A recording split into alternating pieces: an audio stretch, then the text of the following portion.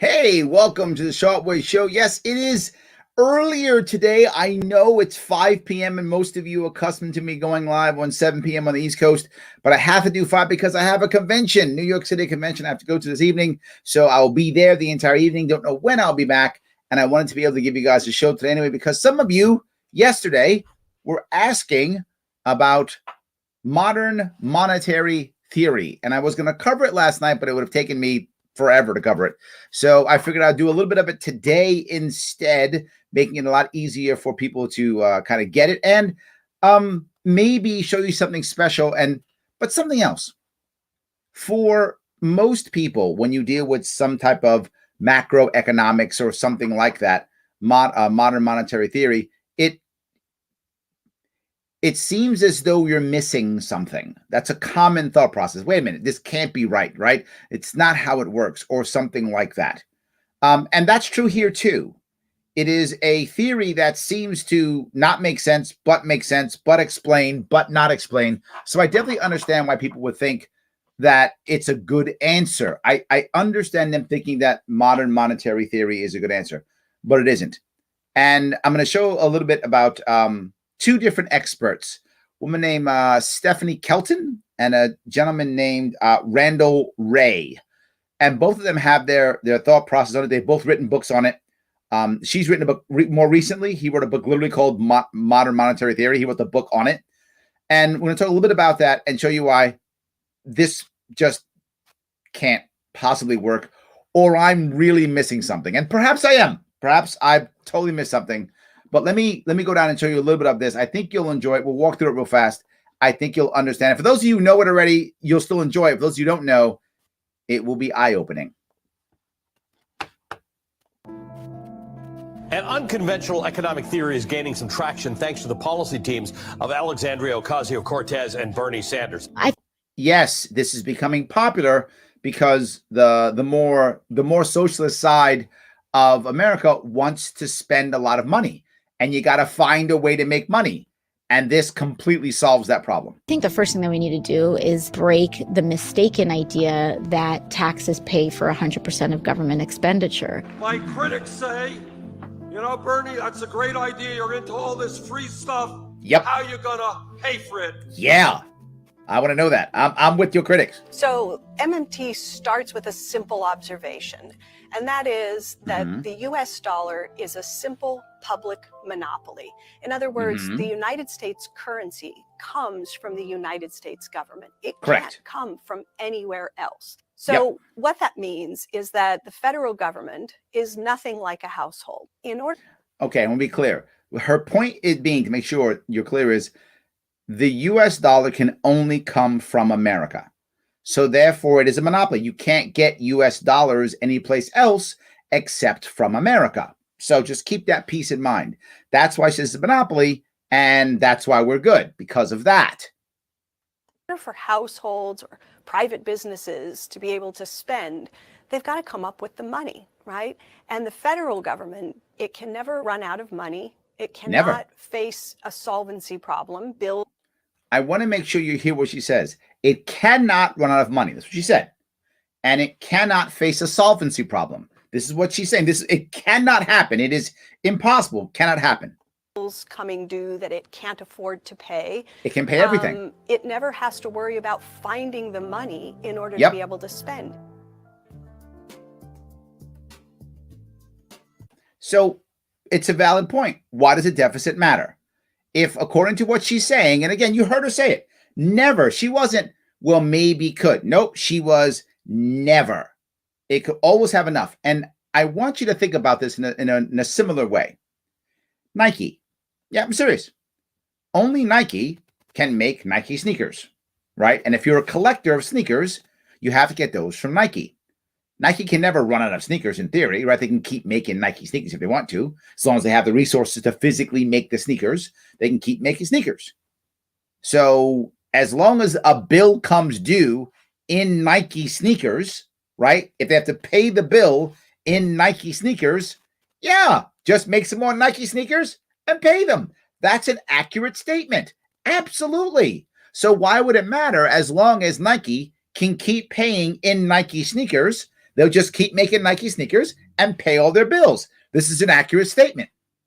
But there are two important issues. What happens when people don't want Nike sneakers?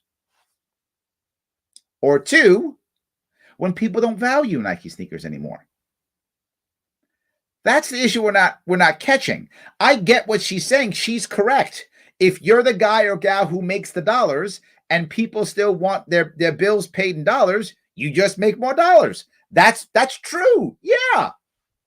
Like if the bills were in Nike sneakers, you could pay your bill in 10,000 Nike sneakers. Fine. What happens when people don't want your Nike sneakers anymore or don't value them? There's the more important piece. And that's the part I'm worried about. So the deficit definitely matters. It's just Why? It matters in ways that we're not normally taught to understand. Okay. Normally, I think people tend to hear deficit and think it's something that we should strive to eliminate, that Yes. we shouldn't be running budget deficits, Yes. that they're evidence of fiscal irresponsibility. Yes. And the truth is, the deficit can be too big. Evidence. How can it be too big? This is the part that maybe I'm missing. If the government can always pay its debts and never runs out of money, why is the deficit matter? Of a deficit that's too big would be inflation, but the Okay. deficit can also be too small. Too It small. can be too small to support Okay. demand in the economy. And evidence of a deficit that is too small is unemployment. Oh, so if it's unemployment, that's because the government's not spending enough. Nothing to do with people buying services or comments or whatever the case may be. So that's it. Oh, there is unemployment. Throw more money at people. So I'm not joking. If you think of the government deficit as the difference between what the government spends into the economy Okay. and what it taxes back out, then okay. imagine a government that spends $100 into the U.S. economy, but it Okay. only taxes 90 of those dollars back out. Okay, so it puts in 100 and taxes 90 out. Okay, got you so far. I'm with you. We label that a government deficit, and we record that on the government's books. But what Okay. we forget to do is pay attention to the fact that there's now $10 somewhere in the economy that wouldn't have been there otherwise, that is put there by the government's deficit. In other words, their deficits become our surpluses. Okay, and again, guys, if I'm wrong on this, please help me with this. If that's the case, he's like, well, it's great. See, if the government only taxes $90, not 100, then we have all this money in the economy. So the government shouldn't tax at all. Then we got a rocking economy. Then let's not tax at all. Did I miss that? If I was wrong on that, please help me out. Did I miss that? But it's the second part. You're assuming that our economy is insular. It's just us. If the government, whatever, spends $100 and taxes 90 back, who says those $10 are in America? What if they're in China, Japan, UAE, the Cayman Islands? What if they're not here? How does that work? Yeah, this doesn't even make any, in my view, I can't see how this makes sense. It's talking around the issues that don't make any sense to me.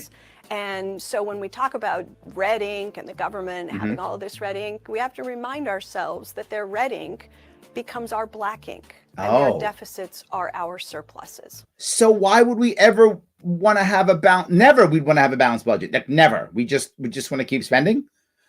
Okay, I like that. Let's just keep spending. And the question is then, should you expand fiscal policy? Should you run bigger budget deficits in order to boost growth? So what is the objective? What is the proper policy goal? Let's spend all the money.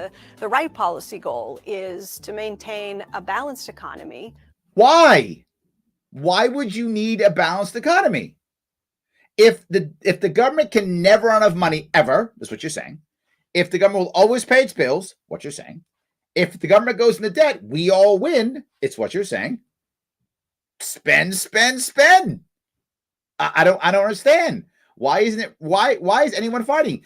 Are you telling me that all of these people in government, all of them, they don't get it? They're like, this is a problem. You're telling me if Joe Biden thought that he could literally just write everyone a check for $20,000 and get away with it, he wouldn't do it? What politician wouldn't? If there was zero problem with me as a governor or president writing everybody a check, okay, not as governor, as president, writing everybody a check for 20 grand, why the hell wouldn't I? I don't know why I wouldn't. Oh, who cares? It's Christmas in springtime. Everyone gets money. Where you're at full employment, you're guarding against an acceleration in inflation risk.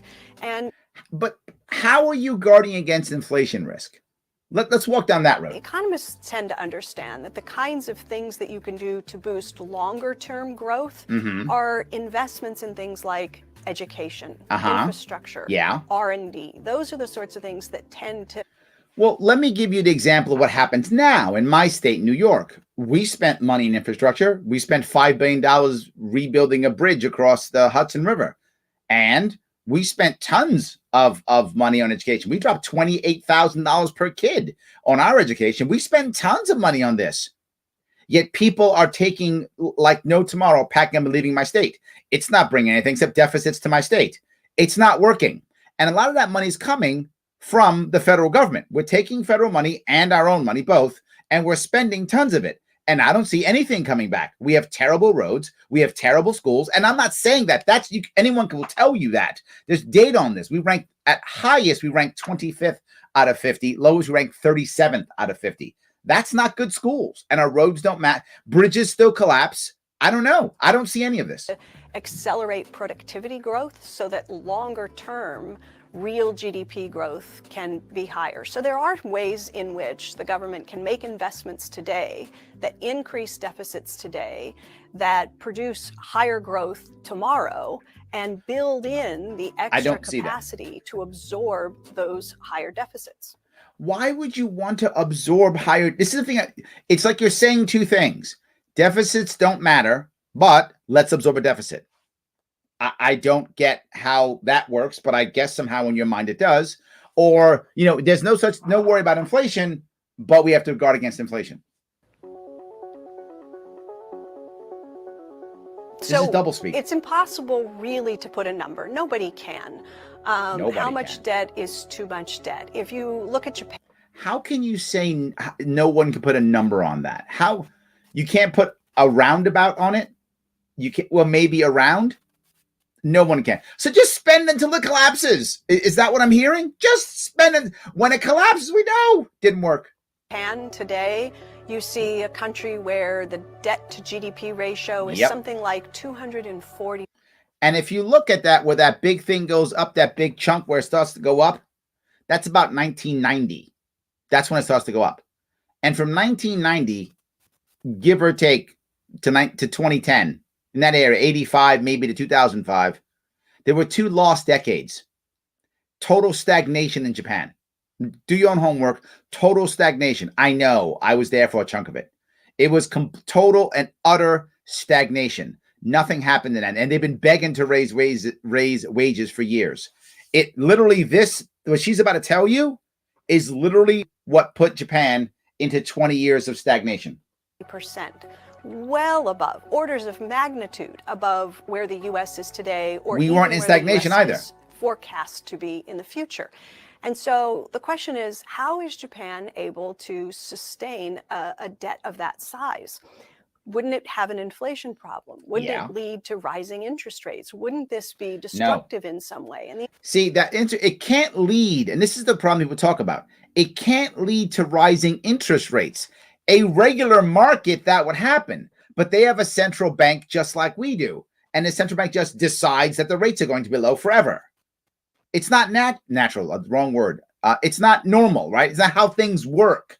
When they're usually what would happen is if you start running out of money, the interest rate will go up, right? Regular supply and demand that happens in any given market. But when the Fed goes, things are crappy, let's lower interest rates. Why? Because then money will be cheap and people will spend it. That's what happens. They just decide to lower the interest rates. The answer to all of those questions, as Japan has demonstrated now for years, is yes. Is simply no. Yes. What? Japan's debt is close to 240% of GDP, almost a quadrillion. That's a very big number. Yen. Just spend. Long-term interest rates are very close to zero. There's no inflation. That's why they don't stagnate, because like us, as we get in trouble, the Fed simply lowers the interest rates to almost zero. Ours is what, 0.9 now or something like whatever our interest rate is. Insanely low, whatever our interest rate is, right? So you just keep making it lower and lower and lower. And as you keep making it lower, then people will spend, because why would you save your money? You can't get anything in a savings account. You won't save, you'll just spend. Problem. And so despite the size of the debt, there are no negative consequences. Except 20 years of stagnation, and nobody wants to save. Except that. Perfect. The result, and I think Japan teaches us a really important lesson. I'm not following that model. If you think about what happened after World War II, okay, when the U.S. national debt went in excess of 100%, close to 125% of GDP. If we were talking about it the way we talk about it today, as burdening future generations, as posing a grave national security risk, we would have to scratch our heads and say, wait a minute, do we think that our grandparents burdened the next generation with all of those bonds that were sold during World War II to win the war, build the strongest middle class? Yes, we had to come off the gold standard because we were broke. Yes. Exactly what you just said is what happened. 1971, Nixon says, I can't afford to pay for this Vietnam War crap. We're broke. So he comes off the gold standard and makes a fiat currency. And interest rates shoot up and inflation shoots up. Yeah. Literally what you said did happen. Am I missing this, guys? Like, the debt came in from World War II. By the 60s is when the debt came in. Yeah. The kids we talked about, we did give them that. We absolutely did. These were the boomers and Gen Xers. I'm the one who got it. Yeah. 1971, we come off the gold standard. Inflation jumps off the roof. My parents got to buy a house at 13, 14% interest rate. Yeah. Produced the longest period of peacetime prosperity. Okay, we got peacetime prosperity after World War II because we were basically a monopoly in the world. We had bombed every other country that could come against us. And the Germans bombed those who we didn't bomb. So basically everyone got bombed to a point where they actually couldn't even compete with us. So it's easy to be top dog when there's no competition. That's not the reason why. The golden age of capitalism, all of that followed in the wake of fighting World War II, increasing deficits, massively increasing the size of the national debt. And of course, the next generation inherits those bonds. They don't become burdens to the next generation. But then why is the 60s so bad? And why did we have to come off the gold standard? And why was inflation terrible in the 70s? Okay, maybe you know something I don't know. They become their assets. The assets. only potential risk with the national debt increasing over time is inflation. And to the extent that you don't believe the U.S. has a long-term inflation problem, you shouldn't believe that the U.S. is facing a long-term debt problem. Why wouldn't I think the U.S. has a long-term inflation problem? 1930s, a loaf of bread's about 10 cents. A pound of bread's about 10 cents. Now, a pound of bread, $3. That's kind of inflation, isn't it? And most of that inflation hit in the 70s and 80s and 90s. So most of that began in the 2000s too. When did that biggest hit? After we got off the gold standard. Once the fiat currency became just 100% fiat currency and we just started printing the money machine. As soon as the money machine go whir, brr, as soon as that happened, all of a sudden we got inflation. There's no tomorrow. And okay, the average salary in the 30s, about $2,000 a month, give or take, $2,000 a month. The average salary now, or I should say yearly income, about 40 grand. So multiply by 20. That's not inflation. Bread increased by 30. Salary only increased by 20. So now you get to buy less bread than you could in 1930. And you got to have $40,000 versus $2,000. That sounds like inflation to me. That sounds like a long-term problem with inflation. Am I missing something? I remember my mom in the 70s, she made $8,000 a year. And that was a decent salary then. Now, that's a kid makes that, right? $8,000 a year. Now a teenager makes that. And that's what my mother made as a working adult in Manhattan. She made $8,000 in the 70s. I think we have an inflation problem. Maybe it's me, but I see it. We can fight it with taxes. So That'll the work. best defense against inflation is a good offense. And what MMT does is to try to be, I think, kind of hypersensitive to the risks of inflation. I don't see any other macro school of thought pay as careful attention as we do to the inflation risk question. And so what we would say is, look, if you are Congress and if you are considering a new spending bill, instead of thinking about the ways in which that new spending will add to the deficit or add to the debt. So don't think about how it will add to the deficit or debt. That's what dumb people do. Okay, I got you. So when I say I want to spend $1.9 trillion, don't say, how's it going to affect deficit or debt? Don't do that. That's what the chumps do. Okay, what do the savvy, cool people like you do? You should be thinking about the ways in which that new spending has the risk of accelerating inflation and then avoid doing that. So instead of going to the Congressional Budget Office and saying, we'd like to know what this bill will do to the debt and the deficit over time. Instead, go to the Congressional Budget Office or other government agencies and say, they know best. We're considering passing this $1 trillion investment in infrastructure. This is our bill.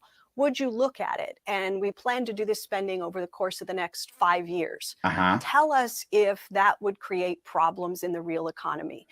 So you're telling me you go to Congressional Budget Office, which are number crunchers, and say, hey, you government people who've never been in business and don't understand business at all, here's a bill. Tell us how this is going to affect business to see if it's going to affect inflation or not. That's what we should do. That's what the savvy people do. Hey, people who know nothing about this, tell me about how this will work. Not sure that's the best way of doing things. I wouldn't do that, but I guess you would. Wow, that's it. So bad. Evaluate the inflation risk and come back to us and give us some feedback. That's the kind of responsible budgeting that I think. Because that's what Congress people do.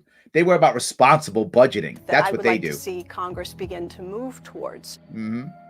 So the question about what to do if inflation becomes a problem is a different one. And I think the first thing you have to do is say, what is driving the inflation? Because to think that the inflation that is going to become important at some future date. Oh, there's a type of inflation that's important at a future date.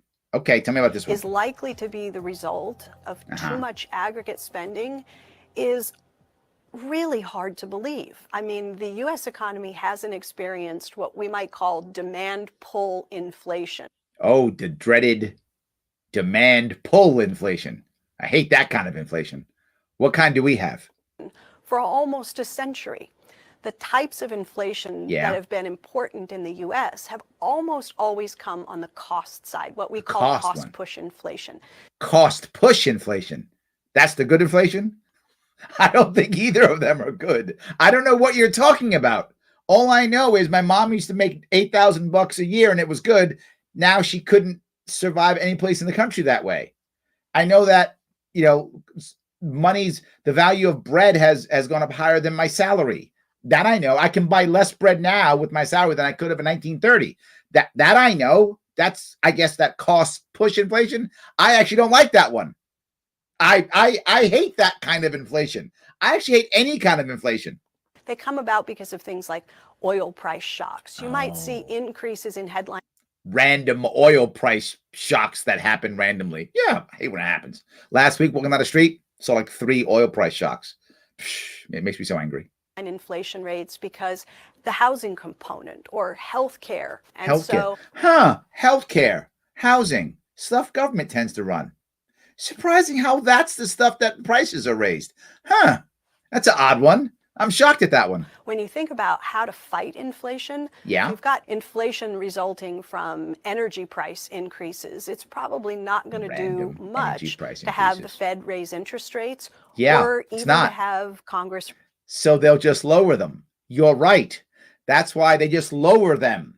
They simply lower them and the money just keeps flowing, but we can't do it anymore. That's why Japan's in trouble too. You can't lower the rate anymore. You get stuck. Taxes. You've got to do something else that's going to work. So I reject the idea that MMT is about using taxes to fight inflation. That's a mischaracterization of pretty much everything we've written, but people say it all the time. Kind of because they're right, but that's fine. It's fine. I know they say it all the time. I agree. That was just one thing. I just thought it was interesting to watch that. And that was recent, maybe a year ago or so, CNBC mainstream. She is one of the experts. So let me grab a couple of comments. And then I want to show you another one that talks about it. I don't want to just make it only her. There are others who talk about this too. So Majestic says, answer no. Thank you, Majestic. I kind of knew the answer to my question, but I appreciate you joining me. I do. Absolutely. Yes. So let's see if I can keep going here. Rich says, I clean up water damage for a living. The overflowing sink excites me, but the out of control inflation scares me. Absolutely. Yes. Ryan says, every dollar they print is owed interest, therefore is always debt. Ryan, this is what I see, right? And I'm with you. It's what I see. The MMT people think that no, because we kind of owe ourselves is the idea. And I'll cover someone who talks about that too. But the point is, at one point, people don't want our dollars anymore. So what we're doing is we're saying that we're going to have to be bullies. We are going if we follow MMT, we are literally going to have to say, take our dollars or we bomb you. Take our dollars or we embargo you. Take our dollars or we will not protect you with our nuclear umbrella, which is what, like the Germans and the Japanese, we're not threatening to bomb them. We're threatening to not support them with a nuclear umbrella, which means someone else can nuke them and they don't get nuked back in return. MAD doesn't work, mutual assured destruction, which means they'll have to spend all the money in building up their own nuclear arsenals, which will take billions upon billions of dollars, and their population will fight them. And what a disaster that is, they'd much rather have our nuclear, umbrella over them instead. So we'll be bullying people is what we'll do. This is the part that drives me crazy. Yes, I get it.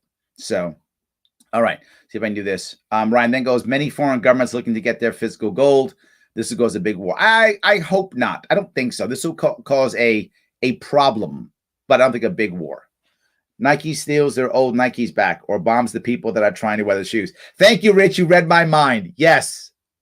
Exactly. You bomb the people who don't take your shoes. That'll be us, right? Our fiat dollar is no different than people who want to trade in Nike shoes. The analogy is a solid analogy. As long as you can keep physically printing dollars, you can keep paying every bill in dollars. As long as you can keep physically making Nike shoes, you can keep paying your bills in Nike shoes. But what happens when someone says, I don't want your Nike shoes, or I don't see value in your Nike shoes? Then you got to kind of bomb them. You do, or until they take your Nike shoes. So yeah, I think that's kind of right. So Paul King says she's wrong. The U.S. government is not the only source of U.S. dollars. One of the chief responsibilities set out in the Federal Reserve's charter is the management of the total outstanding supply of U.S. dollars and dollar substitutes. Yes, correct. But I get her point. I don't think she means that literally. I think, but I'm not sure. I'm actually surprised how many people don't know what you just said, Paul. So, but I think she meant that figuratively. That's what I believe. Yes. Economist, the government can only spend. They have no means of creating income. Government, hold my beer. That's good. I like that.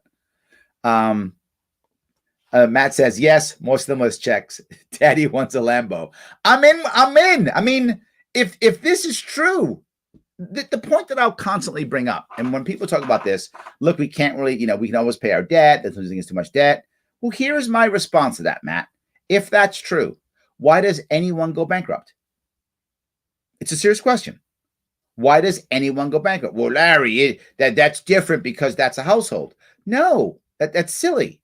Why doesn't the government simply absorb everybody's debt every 10 years? And it's a serious question.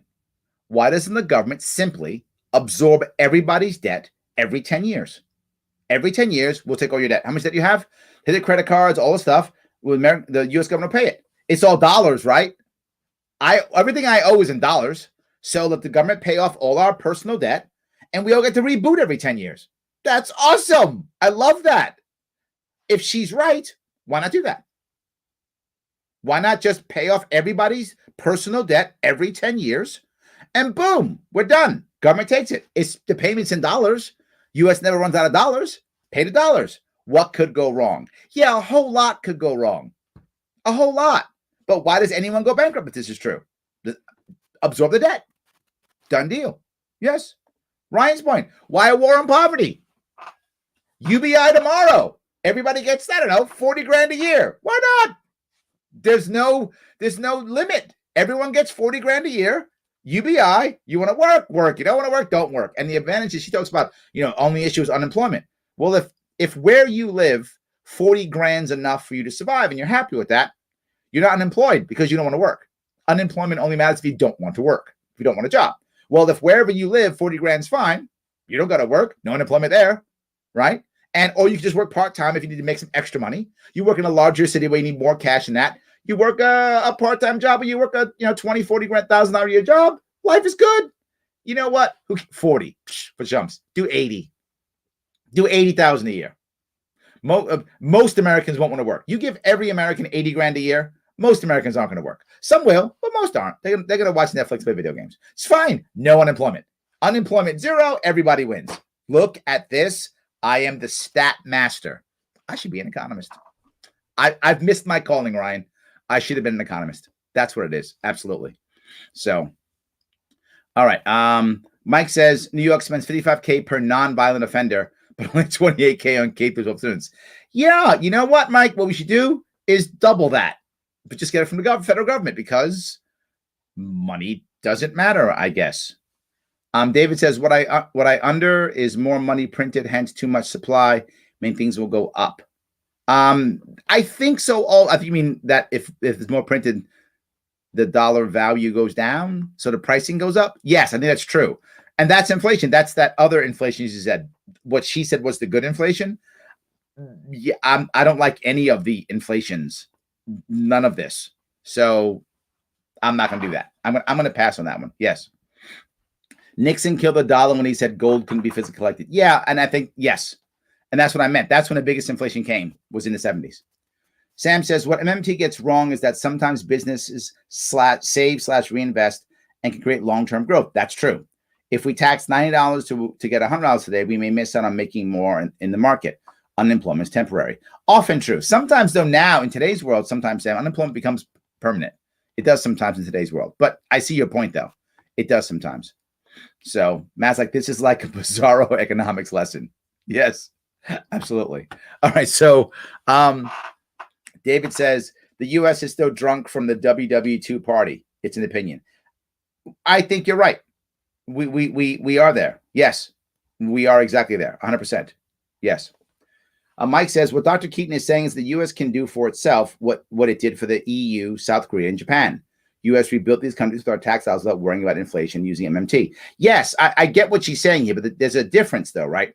When we threw all that money into those countries, they bought it back from us, basically, right? Because we were the monopoly and we were building everything.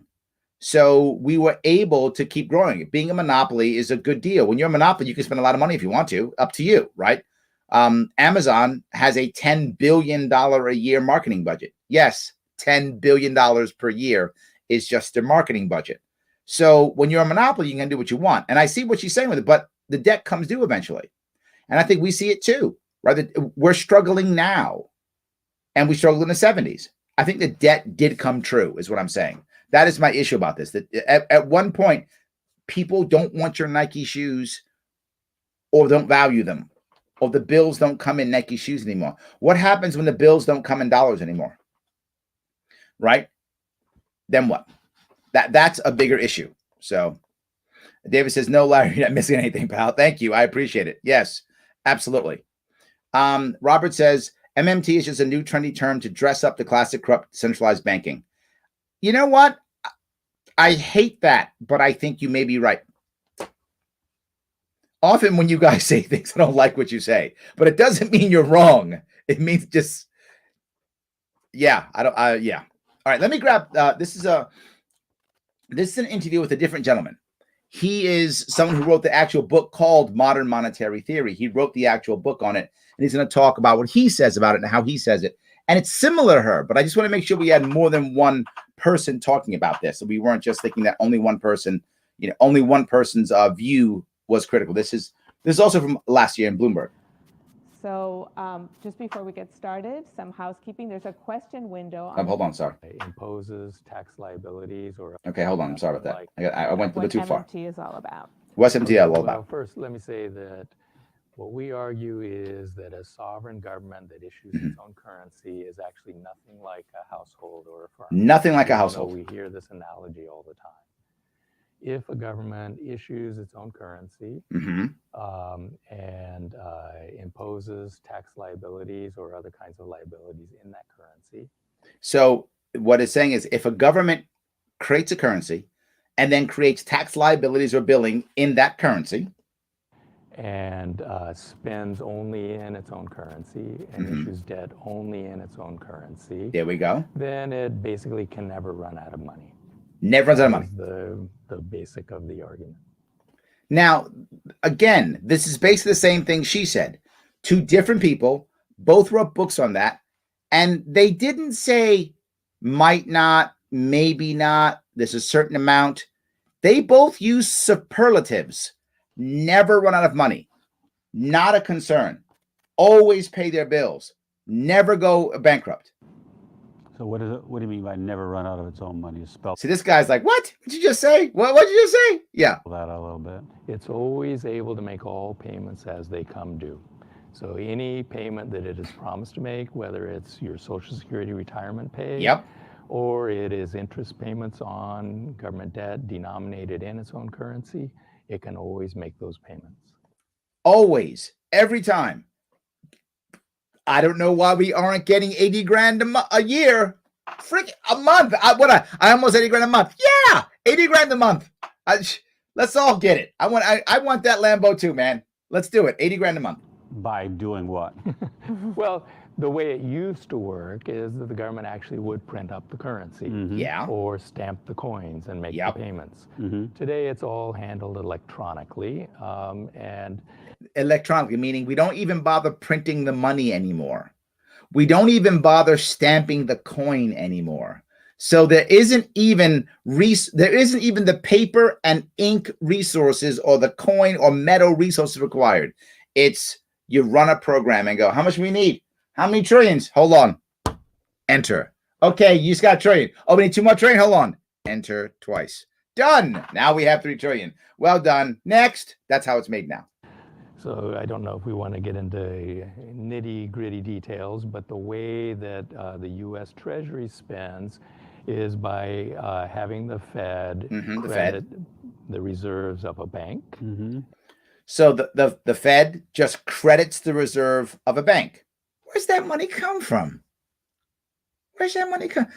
This should not be called modern monetary theory, MMA. It should be called magic money theory. That would be better because literally you make money just abracadabra, cash. I want that power. And that bank credits the deposit of the recipient of the government spending. That's how all government spending occurs today. Okay. So the one question that everybody asks about MMT is, well, does that mean there's no limit at all to how much the government can spend? What's the answer? Then there's no limit at all? What's the answer to that one? Come on, smart guy. Answer to that one. Well, the limit would be the resources available for the government to hire or purchase. What limit is that? That he said nothing. The government, to hire or purchase. What limit is that? The government can decide, I'll hire 330 million Americans tomorrow. Easy, could do it. What are they going to do? They're going to guard the streets. We'll give them yellow jackets and they'll just guard the streets. Done. That's it. There's no resource limitation. And how is that limited? Thank you. It's not. Well, we do have a limited number. It's a very large number. A limited number of workers available. Literally, we have a limited number of workers available. So it's limited because there's only 7 billion people. We can't hire more than that. You've got to start going to aliens now at that point. So it is limited. It's just huge. That's called a limited number of natural resources. They could be put to use to pursue the public purpose. So no, there isn't. You mean the yellow vest? Can't run out of finance, right? But the United States could run out of people, resources that are available. And how will He didn't answer that question at all. Just we could run out of stuff, I think, kind of. We know when we're hitting up against that limit. How do we know that limit? Well, we will start to get inflation. Okay. Inflation. So there is an inflation barrier, and we need to worry about that. Okay. Aren't we already in inflation? Didn't we just talk about this? Bread used to cost 10 cents. Now it costs $3. Isn't that inflation? You used to be able to survive on the $3,000 a year. Now it costs you $30,000 a year to have the same lifestyle. And you still can't buy as much bread. Didn't we just cover that? This is the good versus the bad inflation. I think they're all bad. I think inflation is one of the things people often are concerned about when they read about MMT. We often hear about, the Weimar Republic is one people ask, or Venezuela, which is a more recent example. So I don't know if you want to just take a couple of minutes to help us out. Explain how these are different kinds of. Yeah. Why is it not Venezuela? When we say that the government can't run out of money, we're not saying the government should spend without limit. The government should. Okay, now how does that make any sense? This is the thing. It's the same thing the other expert said, right? No, there's limits. Okay, but you never run out of money. Correct. So what's the limit? Well, number of people. So I can spend forever. You can. So should you? No. Why shouldn't I? Well, because what are you saying? Either I can give everybody 80 grand a year or I can't, right? Am I missing something here? Should be constrained by a budget. Should be constrained by a budget. Why? Why? Because budgets look nice and have cool books. They do. And they have binders, which look very awesome. That's true. And they can have funny, covers that have like eagles on it and such. Yes, all true. But is that the reason? Why? Why have a budget? A bill comes due. Pay it. I'm going to buy another aircraft carrier. Okay, it's in dollars. Yeah, buy it. So Congress puts together a budget. The president signs it. I know how that works. How much the Treasury is allowed to spend for the year. So the president tells us how much. So what if the president decides, you know what? $1 bazillion. President decides that. Is that okay? That will be a budget. What are you going to buy? What are you going to buy? Stuff. Okay. Budget done. We're good. And this is a good thing. When we Why? formulate the budget, we need to consider resource availability. How close are we to full employment?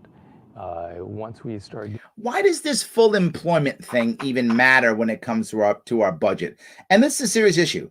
They act like the United States is an individual, it's all encompassed by itself. Money only comes to Americans in dollars. This is an international situation here. People get money from all types of people from all over the world. If the United States is in it's insular and that's it, and you only get money from America, in America, by Americans, and that's it, maybe this makes sense. But it's not that way. There's people from other countries who are getting money to us, and we're giving money to, and back and forth. Some of that money is still in dollars. Some of it's in other things like euro and whatever the case may be. This doesn't make any sense. Getting close to full employment, we don't want to increase government spending unless there's a very good reason to move resources out of the private use and into the government use. So who decides this reason, and why does this even matter? If you want people to be at full employment, I know how to do that really easily. I got the answer for this, my friend. I got the answer. Larry Sharpe is here to help you. Give everybody 100 grand a year. Full employment. Guaranteed. Full employment. Everybody gets $100,000 a year. Anybody who wants a job will have a job. Most people won't want a job. But anybody who wants one, gonna have one. No doubt. Full employment. And you know what? With 100 grand a year, everybody, who needs public assistance? Don't need that. Everybody gets 100 grand a year, full employment. Because most people won't want a job, you'll have full employment like that. Problem solved. I'm here for you. Should have been an economist. World War. During a world war, that is what we do. So right.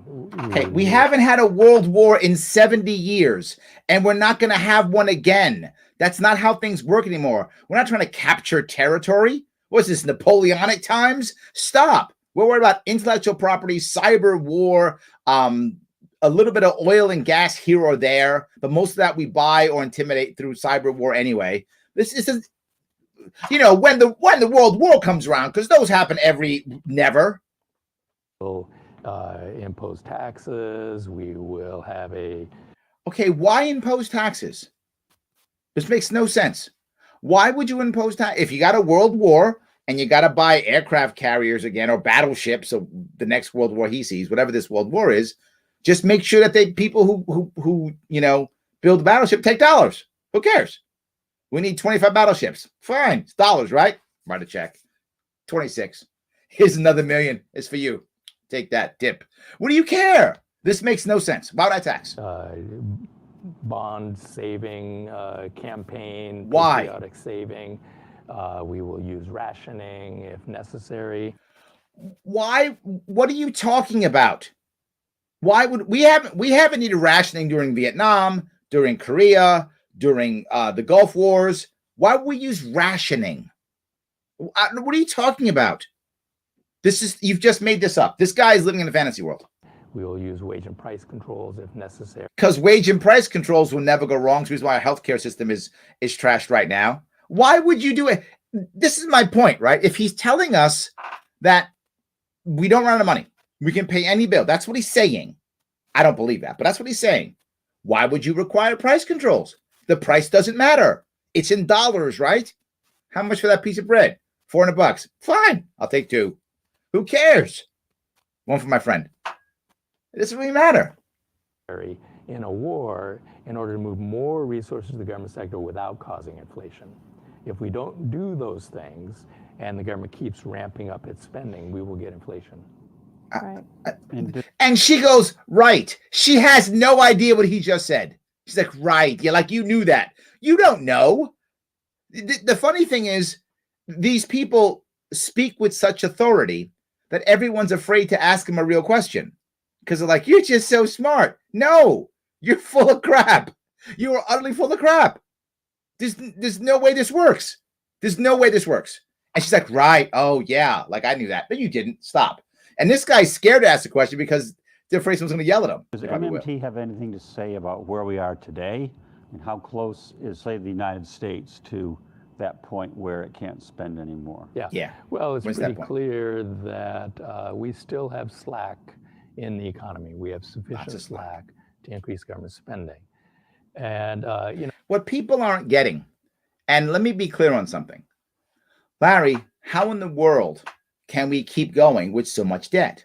Here's the answer, just so you're clear. This is from a business side, and you'll probably get this. Some of you who are busy will get it right away. And I'll use a business because it'll be easier to understand, and then I'll go to a country. If I'm a business, the Sharpe Way, right? And we have debt, and we have $10,000 worth of debt. So we have in debt. Okay. To service that debt, and it's called service that debt, to make sure that I don't go in arrears, I have to pay $100 a month. That's what I got to pay, $100 a month. Can I survive and work in my business and pay $100 a month to service my $10,000 debt? In this idea, I can. Good. So now someone says, Larry, you got to take on more debt. Why? You need more stuff. All right, fine. I don't know if I can afford it. You can. Why? Because what you can do is we're going to put the loan all together in a $20,000 loan, and we're going to cut your interest rate in half. Ooh, cut my interest rate in half? Yeah. So now you have $20,000 in debt, but it still only costs you $100 every month to service it. So I can take on more debt because the servicing is exactly the same. It's $100 a month.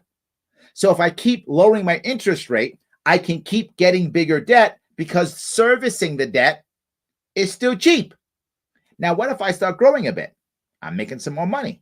Well, now I could actually do $200 a month versus $100 a month to service that debt. If my interest rates go even lower, now I go from $20,000 to $50,000 in debt, and I'm only paying $200 a month to service it. I'm good. I can now hold $50,000 in debt, only paying $200.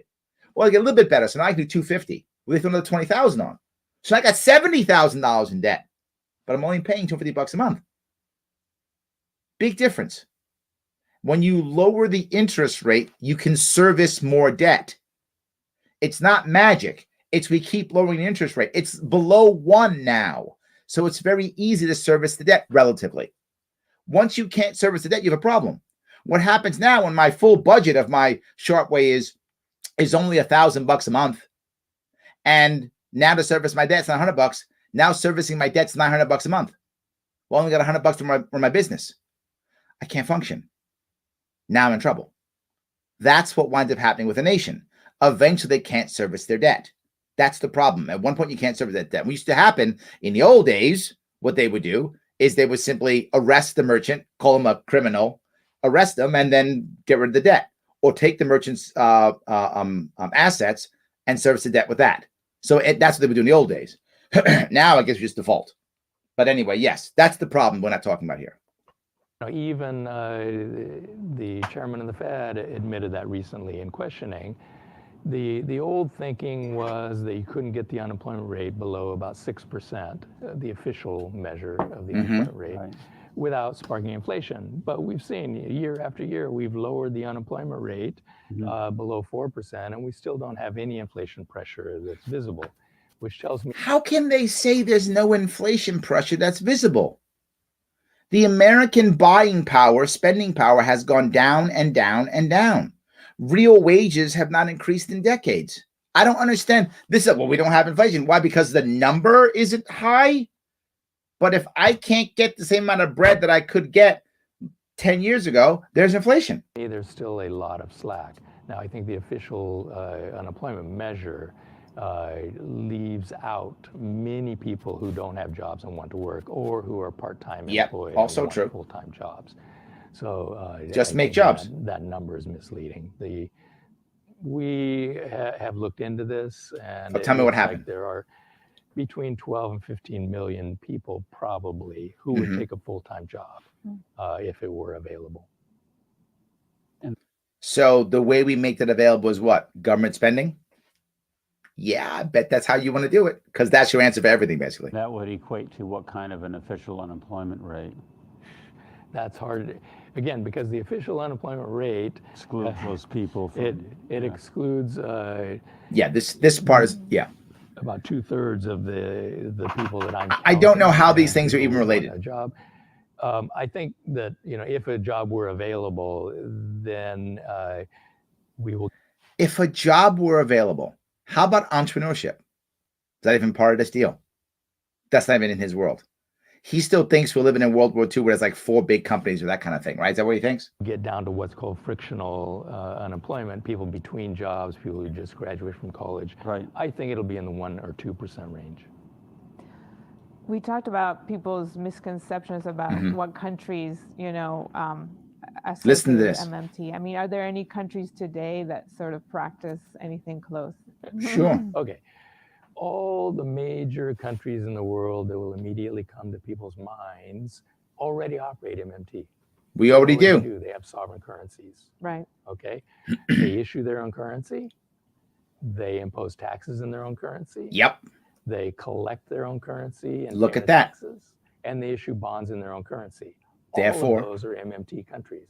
The United States, Britain, China, Japan. These are all MMT countries. But the EU. All of the European nations that joined the euro were all MMT countries before they joined the euro. And then they adopted essentially a foreign currency. But that's MMT also? People think that we're... So if the EU can just decide we're going to all get together and make the euro, and we're going to MMT that because we, make the money and build the money and whatever, why don't we just create a global currency? Let's just create a global currency. One global currency, we'll call it the Worldo, global currency, and everyone gets, I don't know, 100,000 Worldos every year, and we don't have to pay it back. Poverty solved. Poverty solved. Look at that. Poverty solved. We'll make the Worldo, and every human being gets $100,000 a year. Well, maybe not kids. Maybe kids get like 1,000 or something, right, to play around. But all adults get 100,000 each, Worldos, and then poverty solved. This MMT is freaking magic. I'm going to call it the magical money theory. We'll just give everybody 100,000 Worldos, and we're good, right? Problem solved. Am I right? Do you guys hear what he's saying? I'm not the only one who thinks this. I can't be. I can't be the only one who's thinking that. So Yeah. Anyway, let me keep going here. David says, we don't have an inflation problem. Why are people staying at home at a later age and having to have roommates? Yes, absolutely. Experts. Thank you for that. Yes. Sam says, and the more people make, the more they are taxed. So inflation hits consumers with increased costs of goods and decreased relative salary and purchasing power. That's my point. Thank you, Sam. Yes, absolutely. Yes, 100%. Realistically, though, will the dollar eventually collapse? Of course it will eventually. All currencies, all fiat currencies collapse. I don't think there's one that's ever not collapsed. I mean, all of them collapse eventually over time. They go away, they collapse something. And when it collapses, I think the Americans will do what I said. They'll literally go, oh, the dollar collapsed. No, the dollar is now worth this, and it is. And you'll agree to it, or we'll bomb you, or we'll embargo you. Or will not protect you with our nuclear umbrella anymore. So you'll just accept it as true. Done. And there'll be some worries, but then eventually it'll just happen. We'll just reboot it because we can. That's what I think will happen. Yes. Gene says, Larry, that was difficult to watch. He seems to not have an idea of what reality is. They don't. Yes. I agree with you. Yes. I think you're absolutely right. Yes. So Bitcoin will eat the US dollar if printing continues. I don't know if it'll be Bitcoin, Drew. I think it'll be a cryptocurrency. I'm not sure that Bitcoin, and I mean this only because of culture, right? Culturally, do too many people still think that it is an investment and not money? And I don't know the answer to that, but my gut tells me it might not be Bitcoin. It might be some other form of cryptocurrency, because we as Americans might still keep thinking, no, Bitcoin's not for spending, it's for investing. That's my other concern. So yeah. So the government absorbs political debt every 8 years. Yes, correct. Yes, absolutely. So Nike shoes versus Crocs, the new Cold War. I love that. Yes. I love that concept. Absolutely. 100%. So, guys, someone just brought this up. Thank you so much. When you have a moment, please like, comment, share. As always, if you like what I'm doing, if this makes sense, if you're enjoying it, let people know. Like, comment, and share. If you've got some cash, maybe you need to get some Worldos and send them my way. Patreon.com/Sharpe Way. Look, if it's dollars, so it doesn't mean anything. Just send me tons of dollars. Send like $100,000. It's fine. It's just dollars. You know, magical money theory. I'll ask them to send me $100,000. But if you got some cash, send me some cash. It'd be great. I would appreciate it. And if not, no worries. You can still help me out by taking the Police Accountability Survey. Click that link right there. Head on over there. Take that survey, finish it, and share it. It makes my sponsors happy. Theadvocates.org. They love it. So please do that to make everybody happy. And of course, like, comment, and share. So yes, let me go go some more. Gary says, too far gone. Just accelerate the end over the cliff. It's funny you say that, Gary. I am finding more and more people who self-identify as collapsitarians, which means they're like, forget it. It's over. Just let this collapse. Let the dollar collapse. Let it all collapse so we can rebuild this damn thing. So I get where you're going with that. My worry is when we do that, it's just so much disruption, right? There's so much disruption. And I'm really hoping that we don't have to go through that. So he says the choices get real clear real fast. There is no will in Congress to change. Correct. If you think this country can be saved, one of the following is the only choice. 1, raise taxes and cut hard and deep. 2, default. Google Argentina. Print money. See Venezuela, Greece, Italy. Choose one. Yeah. And you're right. I don't like any of those. I hate when you guys are right. I hate when you guys are right. Yes. Friedman is rolling over in his grave. I know. Yes, absolutely. 100%. Many people are just like, what? What it says, called the pyramid scheme. Yes. Oh my God. Yes. This is a legalized pyramid scheme. Yes. That's how it works. 100%. David says, how many wheelbarrows of cash for that loaf of bread? That's coming, isn't it?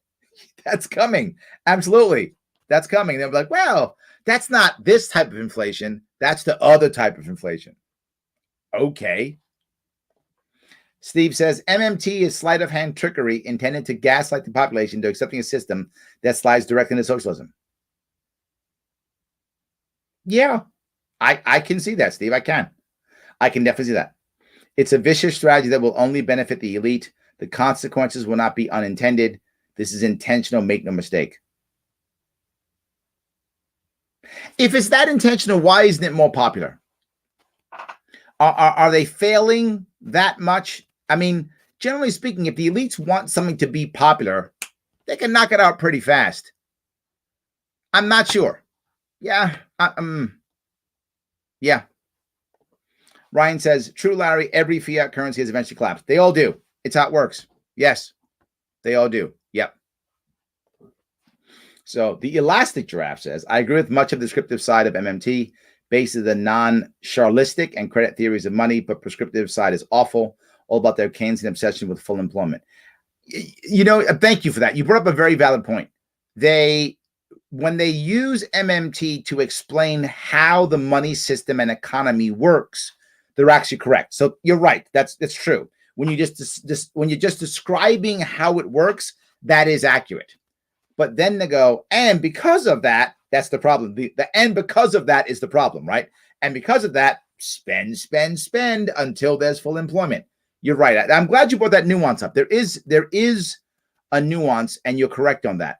The actual description of how the money side works is accurate. That's true.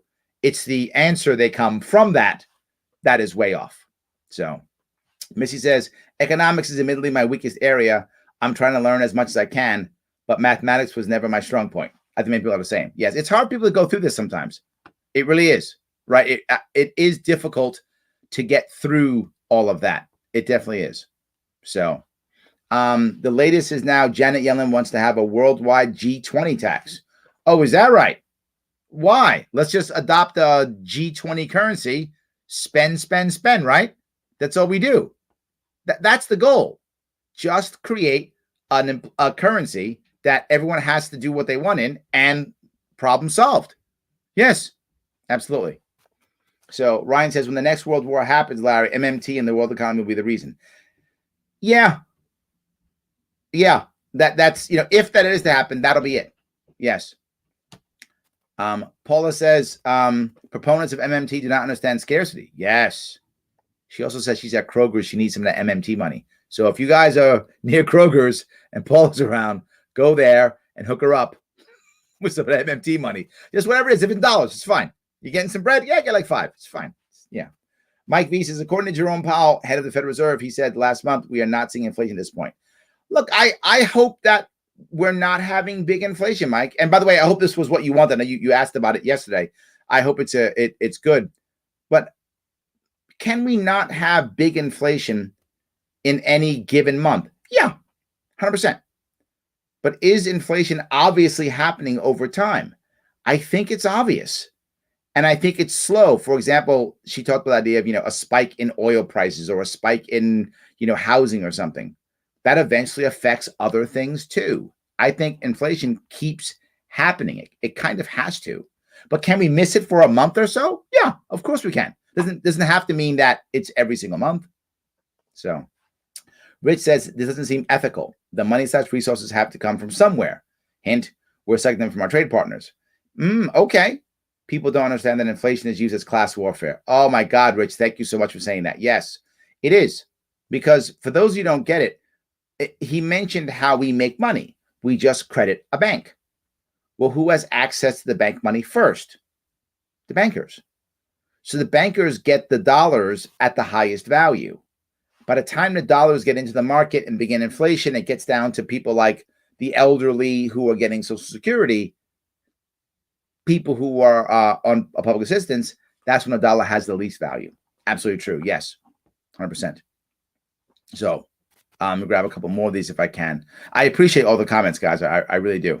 So Kyle says, I know that the Fed has the power to make markets rise and stay up as long as it buys, but I don't know if it can buy forever. Yes. And, one of the issues that we find in places like Japan, and we've just started this, it's a Japanese central bank, and culturally they're okay with this, right? And so they do it. The Japanese central bank gets involved directly in businesses, buying them up directly. We didn't do that until recently. That was not a thing the Fed did. The Fed didn't like literally buy Amazon stock or something like that. That's not what it did. Now it does in America. But you go years back, we never did that. The Japanese, they're totally fine with it. Their bank's been buying stuff like that for decades. They're totally fine with it. We haven't been. Now we've moved to the point where even we're doing that now. We're actually having our Fed walk in and buy up stuff like that. It is crazy that we're actually doing that. So, guys, I'm going to have to run. I appreciate all the time you guys have given me. I have to get ready so I can actually head over to the New York City LP convention this evening.